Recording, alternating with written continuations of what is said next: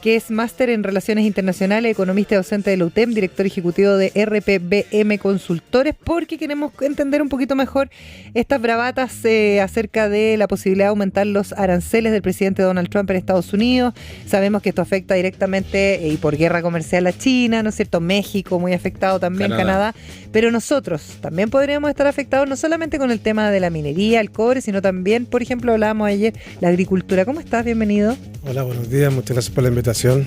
Gracias, Rodrigo, por estar acá con nosotros. ¿Cuál es la primera mirada que tú haces respecto a estos anuncios que sabemos que tienen que concretarse, tienen que pasar por el Congreso, etcétera? Pero, ¿qué es lo primero que se te viene a la cabeza desde tu expertise cuando uno lee todas estas noticias que son diarias? Bueno, primero que todo tiene que ver con los efectos de corto plazo, ¿no? Yo creo que acá lo que busca Trump, evidentemente, son medidas populistas dentro de un tipo de hacer política, ¿no? Y está buscando medidas que generen efectos en el corto plazo, y esto en la economía norteamericana va a generar efectos rápidos. El primer efecto es un efecto positivo en la economía nacional porque hay una protección sobre el comercio internacional y genera un dinamismo económico. Ahora, ¿enfocado a quién? ¿En Estados Unidos? En Estados Unidos. Ajá. Enfocado fundamentalmente a aquel segmento que son los que lo votan. Personas que están dedicados a la industria del acero, a la industria del aluminio, a la industria agrícola, que son precisamente aquellos sectores económicos que se han visto más afectados fundamentalmente por años, precisamente por importaciones de México, Canadá, China, ¿verdad? Y esto va a generar un impacto positivo primero. Yeah. Pero un impacto positivo para segmentos específicos. Ahora, a la gran mayoría de los ciudadanos, de hecho hay estimaciones que dicen que el costo que va a tener esto para cada familia es de aproximadamente $2,000 anuales, porque evidentemente se va a producir un encarecimiento de la producción. Por tanto, la canasta de consumo de la familia norteamericana se va a ver perjudicada, ¿no? Y en ese sentido, Rodrigo, se decía ayer, había un analista americano que decía que esto le va a pegar a las empresas importadoras, porque el que tiene que pagar el impuesto en Estados Unidos es la empresa que importa desde otros países, no es el gravamen se produce en esas empresas, claro. Y esas empresas pueden colapsar porque su modelo de negocio está hecho para un tipo de modelo y le subir 25% no va a poder resistir. Entonces también hay un efecto muy raro que alguien tan liberal como Trump haga medidas tan proteccionistas, ¿no? Es definitivamente rarísimo, ¿no? Un bicho raro, digamos esto, ¿no? Definitivamente, de hecho las autoridades chinas dicen que es precisamente un cerebro que es indescifrable y eso claro. Es totalmente cierto, pero efectivamente lo que está buscando es eso, lo que busca es disminuir las importaciones del extranjero para potenciar la producción nacional, y insisto, tiene un efecto positivo en el corto plazo. Cuando en el gobierno anterior, cuando genera esta guerra comercial con China, también se observa un beneficio en el corto plazo. El problema es que después insisto, beneficio en el corto plazo y además súper segmentado hacia aquellas industrias que están protegiendo. Al consumidor final no necesariamente. Al consumidor final lo termina perjudicando en el mediano plazo. De hecho, esto es bien interesante. Yo, cuando estudié Relaciones Internacionales, me dediqué precisamente, mi tesis fue precisamente de analizar cómo Estados Unidos, qué le convenía más a Estados Unidos, si las áreas del libre comercio o el comercio mundial libre. Y una de las cosas que nosotros verificamos, por ejemplo, cómo fue Estados Unidos perdiendo poder en términos económicos. Para que nos hagamos una idea, después de la Segunda Guerra Mundial, evidentemente todos los países europeos bastante perjudicados, Estados Unidos llegó a controlar casi el 30% del comercio mundial. Después se establece, ya desde los años 70 en adelante, y el promedio fue 13-14%. Pero mundialmente el gran impulsor de los tratados de libre comercio, de estas áreas del libre comercio como NAFTA, Mercosur, es Estados Unidos. Pero esto, ¿qué es lo que pasa? Que como respuesta internacional se empiezan a producir otras áreas, Mercosur, ASEAN, Unión Europea, ¿verdad? Que de cierta manera vienen a contrarrestar el efecto que buscaba Estados Unidos. Resultado final, Estados Unidos, este peso mundial que tiene en la economía mundial pasa del 14% al 9% aproximadamente. Wow. Entonces, efectivamente, fue perdiendo peso importante dentro de la economía mundial. Entonces, la verdad es que si tenemos que hacer una lectura más política de lo que está haciendo Trump, yo creo que lo que está haciendo Trump está intentando poner política, una cierta tema en la agenda pública, gana adherentes dentro y fuera tiene un mayor poder de negociación. Mañana va a poder negociar de mejor manera con México, con Canadá, con China y con otros países. Oye, y ahí nosotros que igual decimos, no, es que nosotros estamos al otro lado, estamos abajo del continente, y la verdad es que no nos incide, pero nosotros estamos llenos de tratados de libre comercio, tenemos exportaciones importantes a Estados Unidos, muy abierta, economía abierta. ¿De qué manera también hay que estar alerta y que no nos pasen cosas como... Vamos a hablar de cosas que nada que ver, pero hemos visto cómo hemos tratado de ir subsanando alguna situación, incluso en la Cancillería, casi que con un parche curita, cuando ya están sucediendo lo que nos pasó con Argentina el año pasado, con el tema limítrofe, varias situaciones. Debiéramos anticiparnos, me imagino, cualquier situación que se pueda dar en cuanto a aranceles y que afecte a nuestra economía, haciendo algunos movimientos, me imagino, desde la Cancillería, desde los propios ministerios, que son los que son más afectados, etcétera, ¿no? Claro, o sea, en este caso lo que más afectaría a Chile directamente sería este supuesto arancel al cobre, aunque Estados Unidos no es un comprador importante de cobre, el comprador más relevante de cobre en el mundo es China finalmente. Claro, pero tenemos como un 17% de exportación o algo así. Sí, ¿no? Sí, pero no es tan relevante en términos mundiales, por tanto no debiese afectar tanto el precio finalmente. De hecho, si nos damos cuenta, ayer hubo un aumento en el precio del cobre, orientado fundamentalmente por estímulos que estaba generando el gobierno hacia la economía china. Entonces, en verdad, en términos del cobre, lo que más nos podría afectar va más por otro lado, va por el lado de China. Pero ahí sí que efectivamente tenemos un efecto rebote, porque al generar este comercio, una disminución en el comercio entre China y Estados Unidos, entre Europa y Estados Unidos, efectivamente China va a ver un menor crecimiento económico, esto va a implicar una menor demanda de cobre, por tanto el cobre debiese bajar su precio. Igual nos pega. Nos va a pegar por el lado de la demanda de cobre con China, por el lado de otros productos. Insisto, Europa nos compra mucho vino, mucha fruta, y seguramente si ellos ven disminuidos sus ingresos, tienen menor posibilidad de comprarnos esas cosas. Y además hay dos efectos que son muy importantes. Uno que estamos viviendo en los últimos 2 años, que tiene que ver con esta presión inflacionaria sobre los costos de producción. Porque efectivamente los costos de producción van a seguir encareciéndose. El precio del dólar seguramente se va a seguir manteniendo alto. Entonces, estas presiones inflacionarias que estamos observando durante los últimos 2 años, recordemos que hoy día estamos en una inflación cercana al 5% en Chile, que es muy por sobre la meta del Banco Central, observo que no debiésemos tener luces de bajarla rápidamente. O sea, no van a ser buenas noticias este año. Definitivamente yo creo que no son buenas noticias. Sigue generando una mayor inestabilidad económica para Chile, que hoy día es un país que está creciendo a tasas que son tristes, digamos, un 2,5% es muy, muy bajo para un país como Chile, para los niveles de desarrollo que tiene Chile. Rodrigo, y vuelvo, a la parte más política, ¿no? ¿Qué movimientos políticos deberían hacer? Porque además, sumémosle a todo esto que tú acabas de relatar, que estamos en año eleccionario, o sea, más paralizado va a estar, porque además yo ya escuchaba, hay gente que, no, sabéis que esto lo vamos a dejar para después de las elecciones. Después de las elecciones. ¿Sabes quién va a ser presidente? Que es algo típico de nuestro país. Claro, o sea, vamos a estar en un año bien paupérrimo. Más metido en la política interna que en la dinámica internacional. Ahora, la verdad es que tampoco es que yo creo que se pueda hacer mucho en realidad, porque finalmente acá son medidas totalmente unilaterales que plantea el gobierno de Trump. Piensa tú que las razones que da Trump para fijar la aranceles a México y a Canadá fundamentalmente es supuestamente porque ellos exportan fentanilo a Estados Unidos. Entonces la verdad es que no hay un argumento muy potente. No hay una motivación real, no hay un argumento sólido por medio. Entonces la verdad es que bueno, a Zelensky le quitó el apoyo militar porque era mal agradecido. Claro, pero ahora al parecer ayer ya se están haciendo amigos nuevamente. Ahora parece que son amigos. Claro, pero entonces la verdad es que se hace complejo poder interpretar a este señor y poder negociar. Y en este caso, insisto, como una política de la nada, voy a generar un arancel al cobre, no sé qué tanto puede hacer realmente Cancillería intentando negociar con ellos, porque tenemos que pensar que Trump, todos los tratados de libre comercio que tiene firmado Estados Unidos le dan exactamente lo mismo. O sea, se salió de la OMS rápidamente.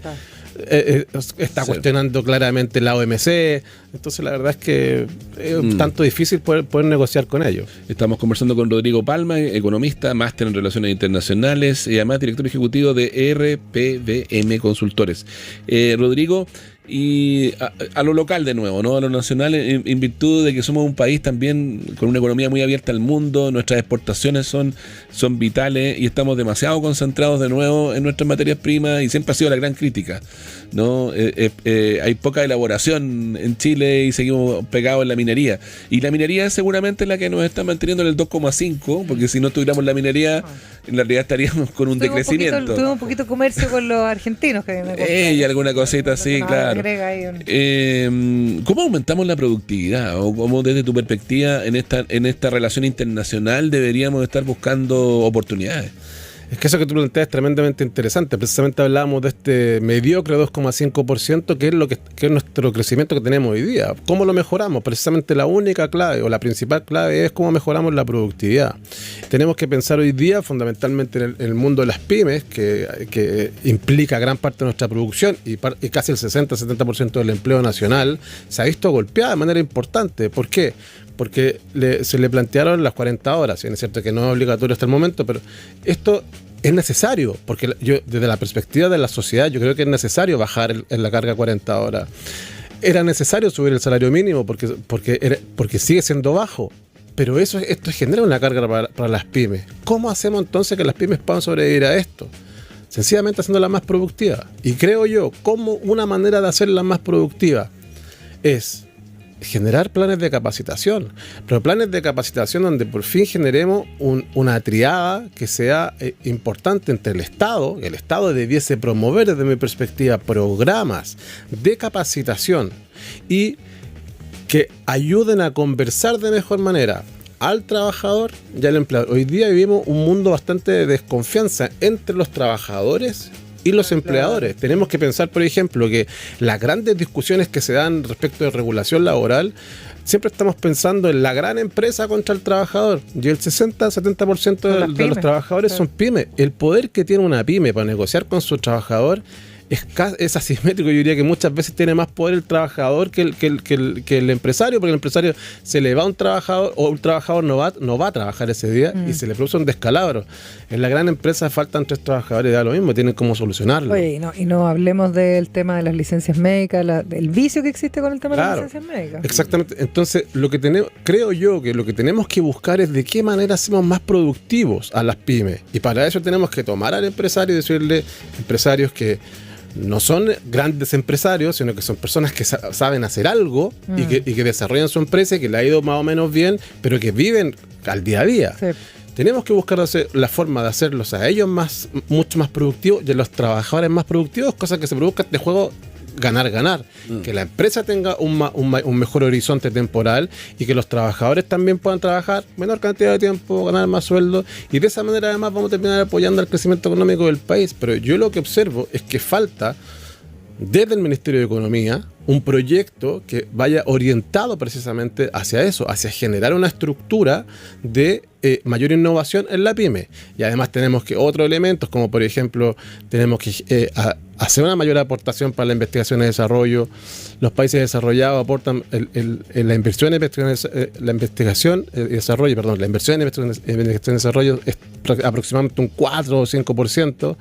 En Chile estamos en el 0,4 o 0,30. Sí. Estábamos en 0,2 hace un tiempo atrás. Exactamente. Entonces estamos financiando programas sociales, Rodrigo, y un montón de otras cosas. Y hay una cosa que está súper como estudiada y que viene de mucho tiempo atrás y que tiene que ver con la imposibilidad de la MIPE o la pequeña empresa de pasar a ser mediana. Tenemos como un espacio en la economía, como que tenemos grandes, estudiar. Hay pequeñas para medianas, pero hay de mediana a grande hay como un espacio donde la empresa no logra sobrevivir en ese. Entonces yo prefiero mantenerme chico, claro, que crecer, por la cantidad de restricciones. Empieza a haber una carga impositiva que es mayor, hay restricciones, hay cosas que no me permiten sobrevivir, probablemente no tener un buen flujo de caja. Entonces también como que siento que ese tema está bien abandonado y está súper estudiado y viene arrastrándose de mucho tiempo. Sí, yo creo que ahí además se arrastran varios vicios. Hay una serie de investigaciones que en este caso España y Chile coinciden en el mismo comportamiento, en este caso del empresario pyme, ¿no? Y vuelvo a insistir como en el perfil.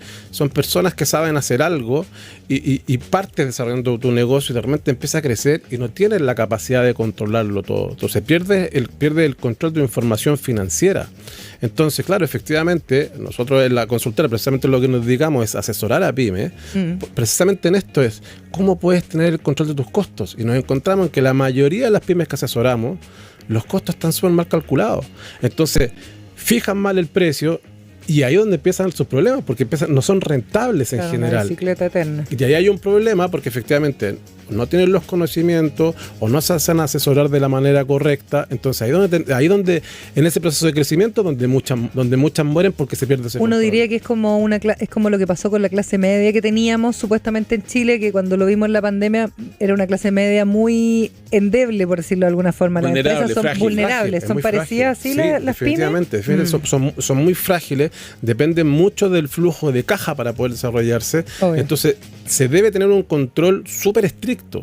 Y ese control súper estricto es difícil que el empresario lo tenga porque el empresario está dedicado a producir. Entonces, toda esta cuestión financiera que va de lado se les fue de las manos y ahí se empiezan a incrementar los costos y se empiezan a generar una serie de cosas y ahí donde las pymes normalmente pierden. Además que evidentemente hay situaciones de mercado. Si la pyme negocia con la gran empresa, la gran empresa le paga 60, 90 días, que supuestamente 120. no debería, y hay mucho más, o que supuestamente deberían ser 90, donde se le va restringiendo el flujo de caja, se le restringe el acceso al mercado financiero. La verdad es que hay una serie de restricciones que, insisto, creo yo que desde el gobierno, desde el Estado, para no echar la culpa al gobierno directamente, desde el Estado particularmente, yo no he observado medidas que vayan orientadas a fortalecer la pyme en particular.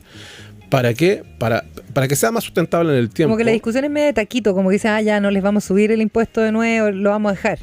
No vamos por lo simple, pero es como... por la aspirina. Por la aspirina. ¿Sabe qué? Trabajemos un poco para que no sientan los síntomas. Pero no estamos haciendo el trabajo de fondo que tiene que ver, insisto, tiene que ver con una cuestión mucho más de profesionalizar a las pymes, de capacitarlos, de capacitar, insisto, al empresario como tal y de capacitar a los trabajadores, cosa que entremos en este juego de ganar, que sea un buen juego para todos.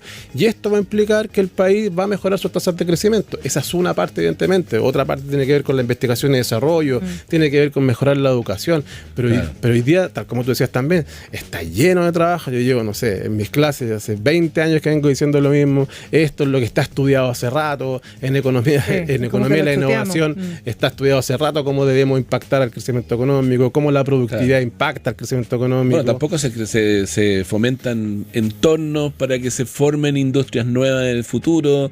Se hablaba Valparaíso va a ser para los nómadas digitales, después llegáis a Valparaíso y tú decís, ¿cómo lo iban a hacer? ¿Cuál era el plan que estaba aquí? Oye, pero tenemos la fibra más estable, ¿eh?